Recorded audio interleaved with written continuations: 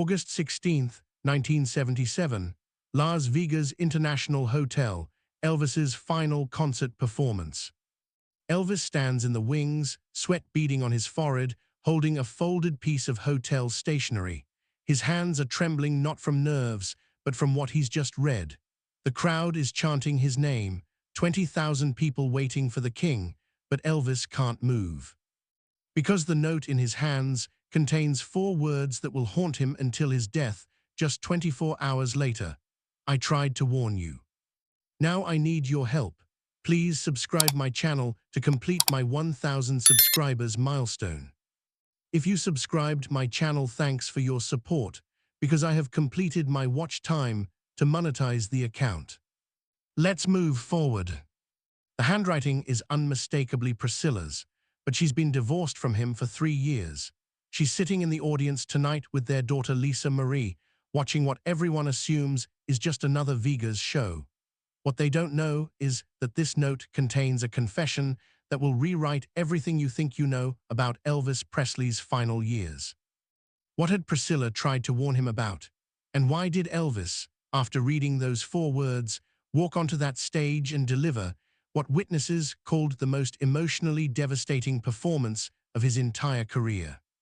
Because what happened in those final 24 hours between the note and Elvis's death would reveal a conspiracy so shocking that it's been buried for 45 years. Until recently, when a safety deposit box in Memphis was finally opened, and the world discovered that Elvis Presley didn't just die from prescription drugs and a failing heart. He died knowing that the woman he'd divorced had been the only one trying to save his life, while the people still closest to him had been planning something far more sinister than anyone imagined. That safety deposit box contained recordings, conversations between people you trusted, people you called family, and when you hear what they were really saying when Elvis wasn't in the room, you'll understand why Priscilla's warning came too late to save the king of rock and roll, but just in time to preserve the truth. But to understand why that note destroyed Elvis emotionally, we have to go back 5 years earlier, to a moment when Priscilla made a discovery that would change the course of both their lives forever. What she found wasn't another woman, or another addiction, or another betrayal of the heart. What she found was a plan that had Elvis Presley's death as its ultimate goal. February 1972, Beverly Hills Mansion, 2 o'clock in the morning. Priscilla Presley finds herself alone in Elvis's private study, but she isn't snooping through his things. She's looking for something specific, a phone number for Elvis's doctor, because he's been unconscious for 6 hours after taking what he claimed was just something to help me sleep. This isn't unusual anymore. Elvis has been having these episodes with increasing frequency over the past year. What started as occasional sleeping pills has evolved into a nightly cocktail of medications that seem to knock him out for longer periods each time. Tonight feels different, though. Tonight, his breathing is so shallow that Priscilla has been checking on him every 30 minutes, terrified that she'll find him not breathing at all. But this isn't the Priscilla the world knows, not the perfect wife who stands silently beside her husband at premieres, not the devoted mother who poses for magazine covers. This is a woman who's been teaching herself to read medical terminology late at night while Elvis sleeps off his medication. A woman who's been memorizing the names of every pill Elvis takes, researching their interactions, trying to understand why someone who sees a doctor 3 times a week keeps getting sicker instead of better. This is a woman who's been keeping a secret journal of everything that doesn't add up about her husband's medical care.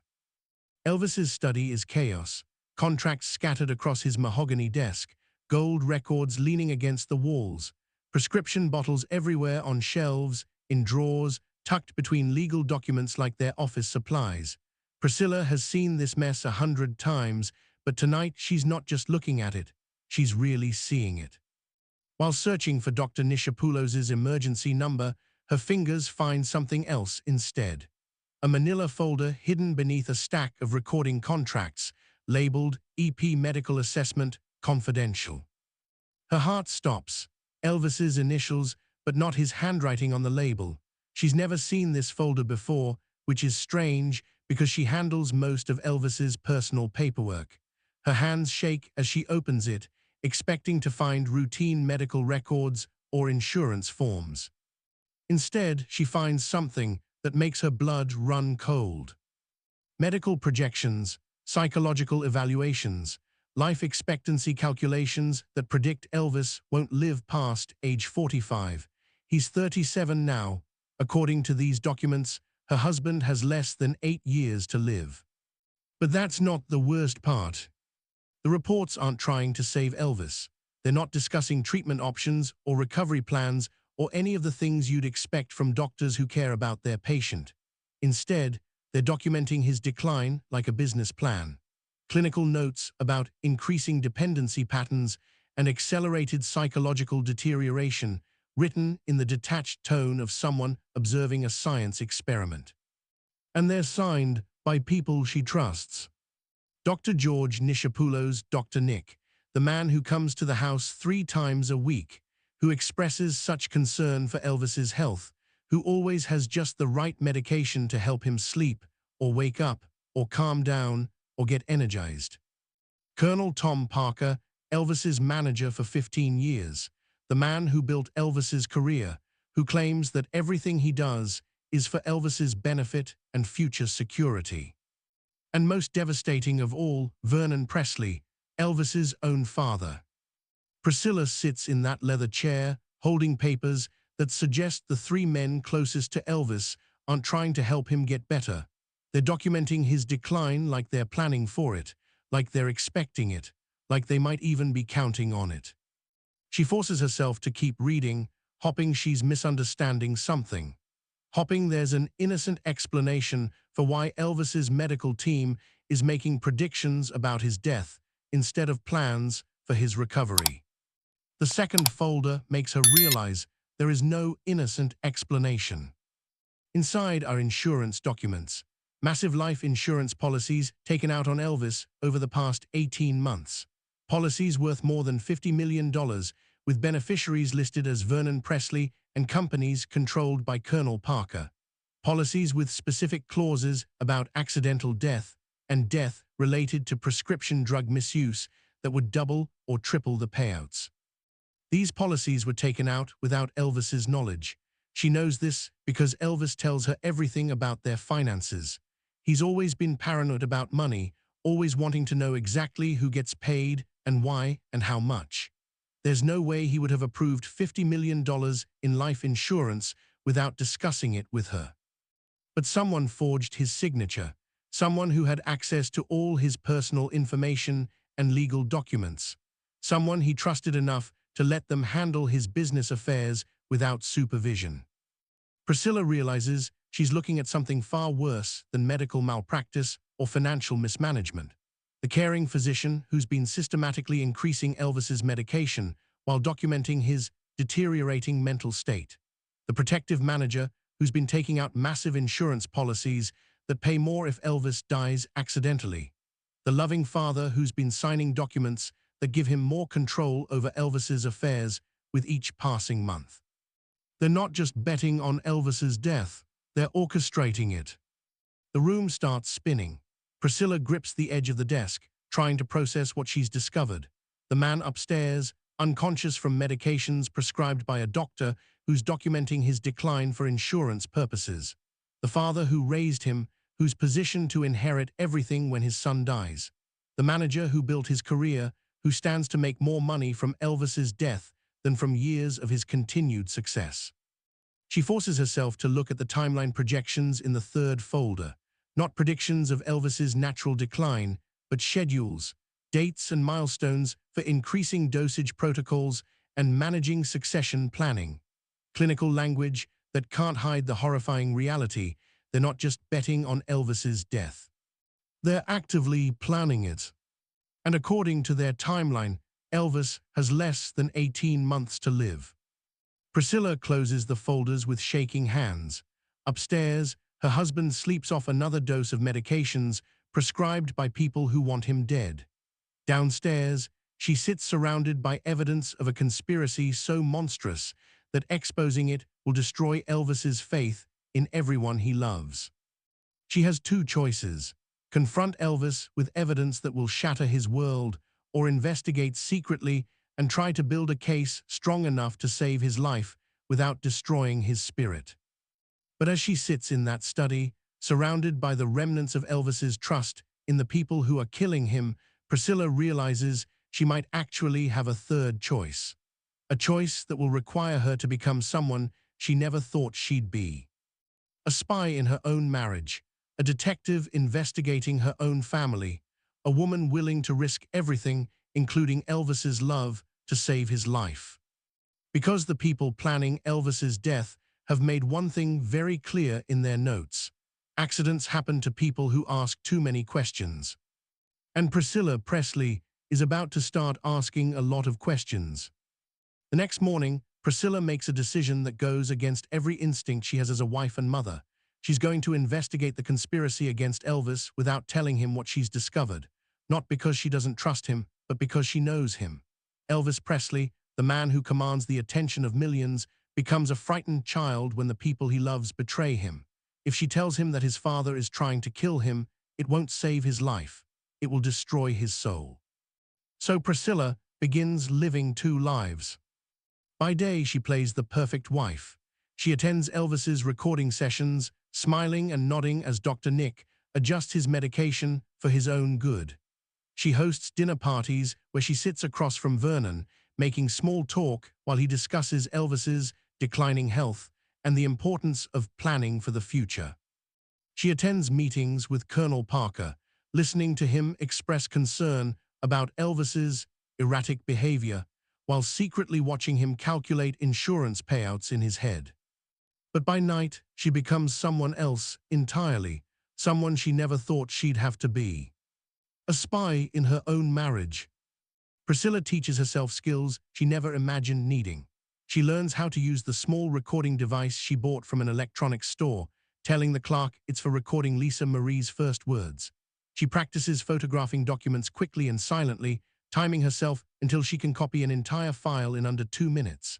She memorizes the schedules of everyone in Elvis's inner circle, mapping out when she can search their offices, their cars, their homes for evidence. For 6 months, it feels like she's winning this secret war. She installs a recording device in Dr. Nick's medical bag during one of his house calls. The conversations she captures are chilling: Vernon asking about accelerated treatment options, Parker discussing timeline adjustments for maximum financial impact, Dr. Nick explaining how certain medication combinations could make Elvis's death look like an accidental overdose instead of murder. She photographs financial documents from Vernon's home office, revealing the systematic theft that's been happening for years. Millions of dollars diverted from Elvis's earnings into accounts controlled by Vernon and Parker. Money Elvis thinks he's investing in his future, actually funding the conspiracy to end his life. She copies insurance policies from Parker's office, discovering that the $50 million is just the beginning. There are additional policies, international holdings, business agreements that all pay out massive sums if Elvis dies before age 45. The people planning his death aren't just stealing from him while he's alive. They're betting on his death like it's a sure thing. But Priscilla needs help. The conspiracy is too big, too complex for her to expose alone. Through contacts in the Memphis Police Department, she reaches out to a former FBI agent named Jack Morrison. When she explains what she's discovered, Morrison's response chills her to the bone. "Mrs. Presley," he says, his voice deadly serious, "if they discover what you're doing, they won't just kill Elvis. They'll kill anyone who threatens their $50 million payday." Morrison agrees to help, but warns her that they're not just fighting a murder conspiracy. They're fighting the perfect crime. Elvis's addiction will be blamed for his death. His erratic behavior will be explained as psychological decline. His financial affairs will be handled by the very people who killed him, ensuring no one ever investigates too closely. As the evidence accumulates, Priscilla realizes the conspiracy is even more monstrous than she imagined. This isn't just about insurance money. Vernon has been stealing from Elvis for years, and Elvis's death would cover up the embezzlement. Parker has been making business deals that benefit him more than Elvis, and Elvis's death would cement his control over the Presley estate for decades. Dr. Nick has been billing Elvis's insurance for treatments that never happened, procedures that never occurred, medications that were used to poison rather than heal. Elvis's death wouldn't just trigger insurance payouts. It would be the perfect cover-up for years of systematic theft, medical malpractice, and financial fraud. But while Priscilla is building her secret case, something terrible is happening that she doesn't know about. Elvis is developing his own paranoia. He notices her strange behavior, the mysterious phone calls that end abruptly when he enters the room, the unexplained absences she explains as shopping trips or visiting friends, the way she studies him sometimes like she's looking for signs of something he can't understand. Elvis Presley, the man who's been betrayed by managers, exploited by handlers, and used by everyone who gets close to him, starts suspecting the one person actually trying to save his life. He hires his own private detective, a different investigator, someone Priscilla doesn't know about, and every piece of evidence this detective gathers makes Elvis more convinced that Priscilla is part of the conspiracy against him. Secret meetings with strangers, unexplained cash withdrawals, conversations with people Elvis has never met, phone calls to numbers he doesn't recognize. To a man already drowning in medication-induced paranoia, his wife's behavior looks exactly like betrayal. Morrison discovers that Elvis is investigating Priscilla the same week that Priscilla discovers Elvis doesn't trust her. The tragic irony hits both of them like a physical blow. They're both trying to protect each other, but their mutual secrecy is destroying the very marriage they're fighting to save. "He thinks you're trying to kill him," Morrison tells Priscilla during one of their clandestine meetings, "and you're actually trying to save his life." "Then I'll tell him," Priscilla says, tears streaming down her face. "I'll tell him everything." "You can't," Morrison replies, "because Vernon, Parker, and Dr. Nick are starting to suspect that someone is watching them. Someone is asking too many questions, getting too close to their operation. If you reveal yourself now, they'll accelerate their timeline. What's supposed to happen over months will happen over days." Priscilla faces the most devastating choice of her life. She can reveal everything to Elvis and risk destroying their marriage with the truth about his father's betrayal. She can stay silent and risk losing him forever to the conspiracy, or she can do something that goes against every instinct she has as a woman who loves her husband. She can let Elvis continue believing she's his enemy while she fights a shadow war to save his life. But time is running out faster than either of them realizes. Because Vernon, Parker, and Dr. Nick have noticed the signs that someone is investigating them, missing documents that reappear in slightly different positions, conversations that feel like they're being overheard, questions from Elvis that suggest someone is feeding him information. They've decided they can't wait any longer. The plan that was supposed to unfold over 18 months is now being compressed into 18 weeks. Elvis's accidental death has been moved from a distant possibility to an immediate necessity. And neither Elvis nor Priscilla knows that while they're fighting each other, the people planning to kill him are preparing to strike. March 1973, Graceland Mansion. Elvis calls everyone to what he announces as a family meeting. The setting is Elvis's living room, but it feels more like a courtroom. Vernon sits in his usual armchair, trying to look concerned while hiding his panic about what Elvis might have discovered. Colonel Parker occupies the sofa, his fingers drumming nervously against his briefcase full of legal documents. Dr. Nick stands near the window, his medical bag positioned for a quick exit if needed. And Priscilla sits across from them all, her heart breaking because she knows what's about to happen.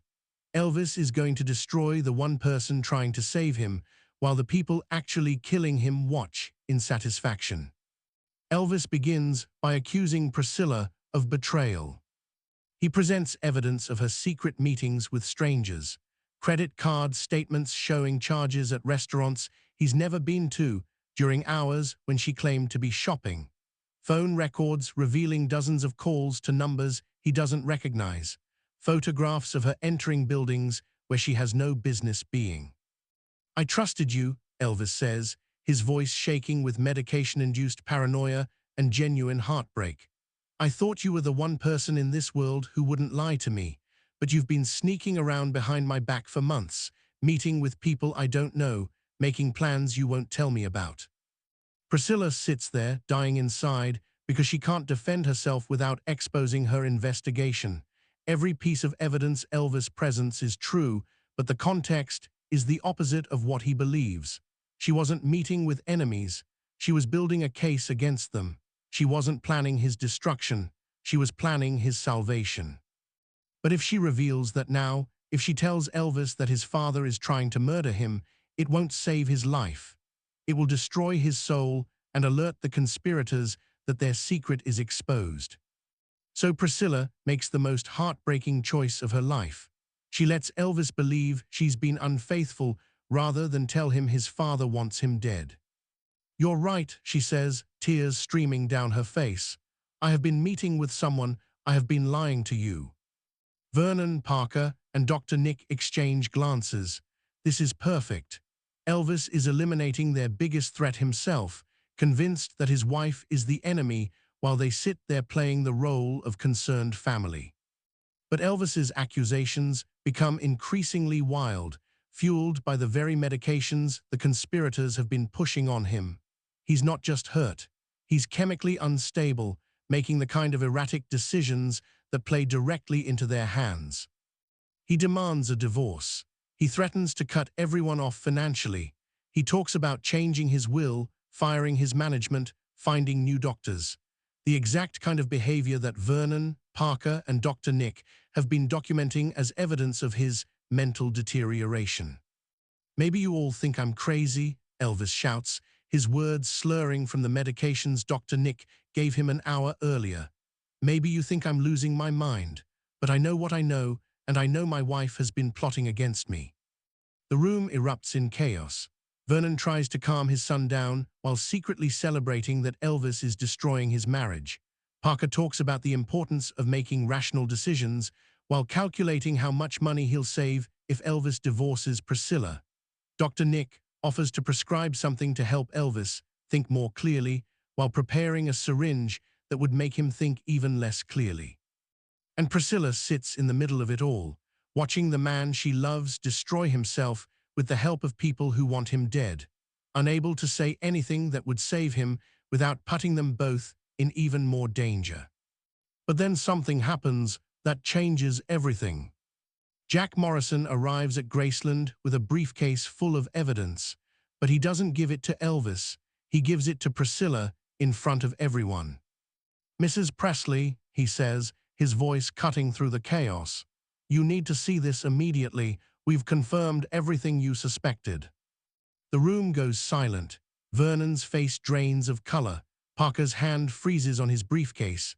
Dr. Nick takes a step backward toward the door, and Elvis stares at Morrison with confusion that's slowly turning into understanding. "Who is this?" Elvis asks, but his voice is different now, less paranoid, more focused. "This is Jack Morrison," Priscilla says, knowing that the time for secrets is over. "He's a former FBI agent. I hired him 6 months ago to investigate the people who are trying to kill you."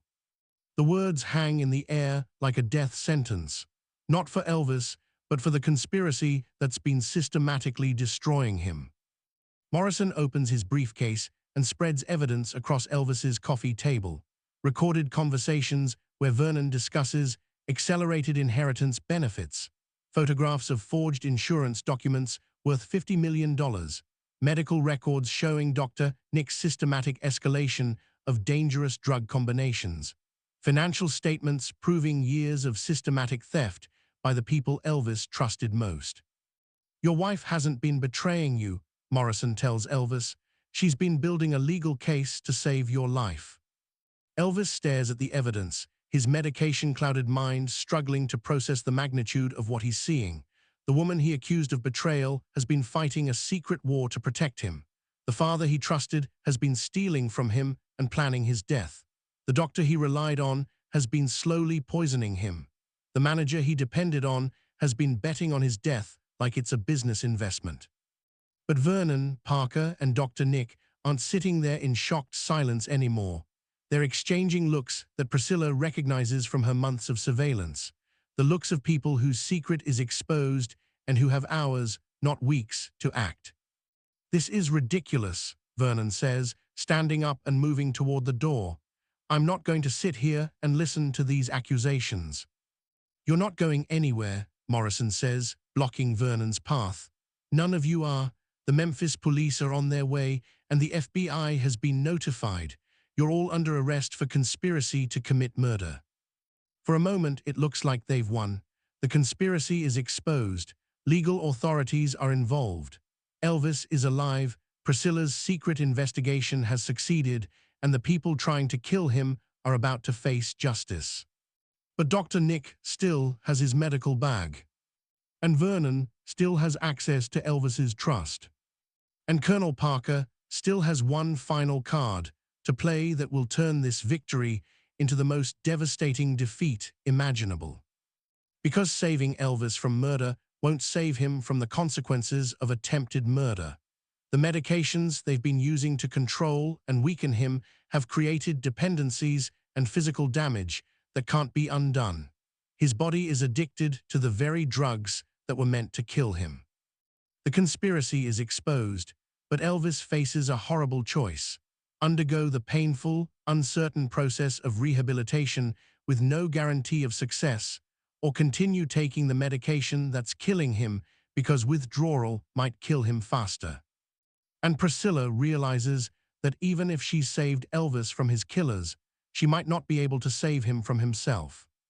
4 years pass. August 1977. The conspiracy has been exposed, justice has been served, but the victory feels hollow. Vernon was prosecuted for embezzlement and attempted murder. Dr. Nick lost his medical license and faced federal charges for systematic medical malpractice. Colonel Parker was revealed to be an illegal immigrant named Andreas Van Kuik, who'd been stealing from Elvis for decades while hiding his own criminal past. But their arrests couldn't undo the damage they'd inflicted. Elvis and Priscilla are divorced, but not because of betrayal. They divorced because they both understood that Elvis's recovery was uncertain, and they wanted Lisa Marie to have one stable parent. Priscilla couldn't watch the man she loved die slowly from the consequences of attempted murder, and Elvis couldn't bear the guilt of knowing his paranoia had nearly destroyed the woman who saved his life. The physical damage from years of systematic poisoning was irreversible. Elvis's body was addicted to medications that had been used as weapons against him. His heart was weakened from drug combinations designed to kill him gradually. His nervous system was compromised from chemicals meant to make his death look accidental. Recovery meant withdrawal. Withdrawal meant agony. Agony meant the possibility of dying from the cure instead of the poison. Some days Elvis fought to get clean, working with legitimate doctors who were trying to undo years of medical sabotage. Other days, he surrendered to the inevitability of death, taking the same medications that were killing him because the alternative was suffering beyond endurance. Priscilla watched from a distance, divorced but still devoted, as the man she'd risked everything to save battled demons that her investigation had exposed but couldn't exorcise. Which brings us back to that final Vegas performance. August 16, 1977, Elvis stands in the wings, holding Priscilla's note with 4 devastating words: "I tried to warn you." But now you understand what those words really meant. She wasn't apologizing for the conspiracy, she was apologizing for the cost of exposing it. She wasn't asking for forgiveness for failing to save him. She was expressing her understanding of why he'd stopped fighting. Because Elvis's last years weren't just a decline from addiction. They were a battle between recovery and despair, between the possibility of healing and the certainty of pain. And on that final night in Las Vegas, Priscilla's note was her way of saying she understood his choice to surrender. Elvis read those 4 words and walked onto that stage, carrying the weight of everything he'd learned about love, betrayal, and the price of fame. The performance that followed was unlike anything anyone had ever seen from him. He sang with the voice of a man who knew he was saying goodbye not just to his audience, but to a world that had tried to kill him and a woman who had died a little bit every day trying to save him. 24 hours later, Elvis Presley was found dead in his Graceland bathroom. The official cause was listed as heart failure, with contributing factors of prescription drug use. The investigation was brief, the conclusions were accepted, and the world mourned the king of rock and roll who died too young from the pressures of fame. But that official story was a lie. Elvis didn't die from prescription drug abuse. He died from the consequences of attempted murder. His heart didn't fail from addiction. It failed from years of systematic poisoning by people who loved his money more than his life. The drugs found in his system weren't evidence of recreational abuse. They were evidence of a murder conspiracy that had been exposed too late to save him. And here's the final twist that makes this story even more tragic. The truth was covered up not to protect Elvis's reputation, but to protect the people who hadn't killed him. Because if the world learned that Elvis Presley had been murdered by his own father, his own doctor, and his own manager, it would destroy more than just their legacies. It would destroy America's faith in the very concept of family loyalty, professional ethics, and the idea that success and fame are worth pursuing. The cover-up wasn't about protecting a celebrity's image. It was about protecting a nation's illusions about the people we trust and the institutions we believe in. In 2022, exactly 45 years after Elvis's death, Lisa Marie Presley opened a safety deposit box in downtown Memphis. Inside were recordings Elvis had made during his final months, talking about his regrets, his gratitude to Priscilla, and his acceptance that love sometimes means letting someone go. On one recording, made just days before his death, Elvis's voice comes through the static with words that will haunt you. Priscilla saved my life by exposing the people who were killing me, but she couldn't save me from the damage they'd already done. Some kinds of murder are slow enough that you can stop them, but not reverse them. The recordings reveal that Elvis knew he was dying, but he also knew he'd been loved in a way few people ever experience. Priscilla had risked everything to save him, her marriage, her safety, her own sanity, and even though she couldn't save his life, she'd saved his soul by showing him what true loyalty looked like. The story everyone thinks they know is backwards. Elvis didn't die from drugs and decline while his family failed him. He died despite desperate attempts to save him, while the people who claimed to love him had been planning his death for years, and the woman who actually loved him had been fighting a secret war to protect him. The recordings still exist.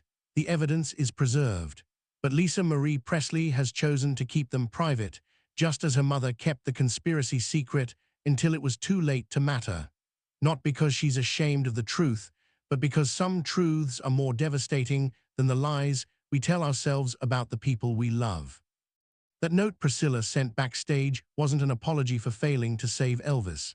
It was a message that she understood his choice to stop fighting, and that she would spend the rest of her life carrying the secret of how hard she'd fought to save him.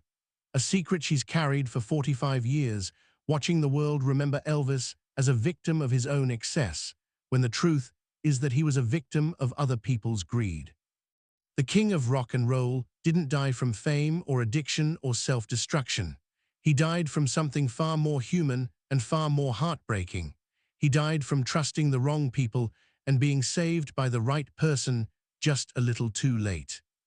The recordings exist. The evidence is real. Lisa Marie has the key to rewriting Elvis's legacy, but she's chosen silence over truth. If you discovered that someone you loved had been murdered by their own family, would you expose it or protect their memory? Elvis died knowing Priscilla had been his guardian angel, not his enemy. Sometimes, the most devastating truth is learning who really loved you when it's too late to thank them. What do you think? Should the world know how Elvis really died? Or are some secrets too painful to share?